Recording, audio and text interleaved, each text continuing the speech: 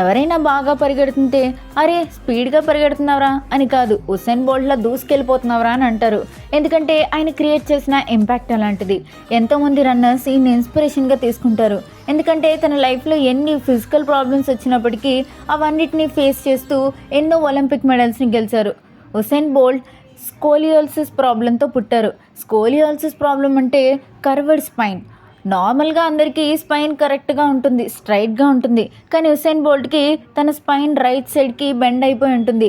ఇది చాలా కష్టమైన ప్రాబ్లం. ఇలాంటి వాళ్ళు నడవడమే చాలా కష్టం అంటే ఈయన పరిగెట్టి ఎంతోమందికి ఇన్స్పిరేషన్గా నిలిచాడు. అదొక్కటే కాదు, ఉసేన్ బోల్ట్ 2 పాదాలు ఫ్లాట్గా ఉంటాయి. దీనివల్ల స్ప్రింట్ చేసే టైంలో యాక్సలరేషన్లో చాలా ప్రాబ్లం అవుతుంది. ఉసేన్ బోల్ట్ రైట్ లెగ్ కంటే లెఫ్ట్ లెగ్ 0.5 ఇంచెస్ హైట్ చిన్నగా ఉంటుంది.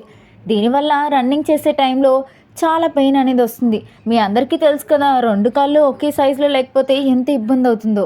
ఎన్ని ప్రాబ్లమ్స్ పెట్టుకొని నేను రన్నింగ్ చేస్తా అన్నప్పుడు తన ఫ్యామిలీ, తన కోచ్ ప్రతి ఒక్కరు కూడా తను ఆపారు. నువ్వు రన్నింగ్ చేయడం అనేది ఇంపాసిబుల్, అసలు చేయలేవు అని అన్నారు. కానీ ఎవరి మాట వినకుండా డైలీ 4 గంటలు ప్రాక్టీస్ చేసి ఇప్పటి వరకు ఒలింపిక్స్లో 8 గోల్డ్ మెడల్స్ విన్ అయ్యాడు. 100 మీటర్ల స్ప్రింట్ని జస్ట్ 9.58 సెకండ్స్లో ఫినిష్ చేశాడు. స్టిల్ తన 100 మీటర్ల స్ప్రింట్ వరల్డ్ రికార్డ్ని ఎవరు బ్రేక్ చేయలేకపోయారు. నీ ప్రాబ్లమ్స్ గురించి ఆలోచిస్తూ కూర్చుంటే సింపతి వస్తుంది. అదే దాన్ని ఎదుర్కొంటే నీ పేరు ప్రపంచానికి వినిపిస్తుంది.